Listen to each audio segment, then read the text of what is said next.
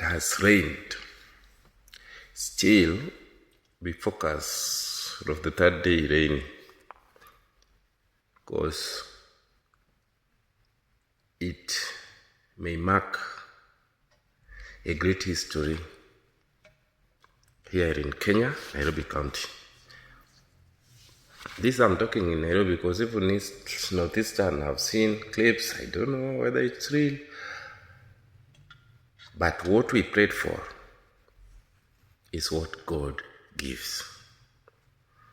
So everyone, your respect to the Almighty Father, the delivery is seen by the acts. Even those people who had been praying. You know, we in Lowland, we praise for better tomorrow. Others praise for presidency. That one we don't pray for. We pray for better tomorrow. And for better tomorrow, we are given. So those people complaining against the ruling president, and Raila died when you were there, there's a clip that I will let here. When the so said,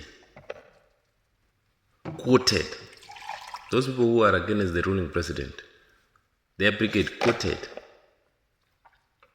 I am with Raila Muludinga. Comes 2027, now you can go. And there are some blunders being speaking that Raila never says so.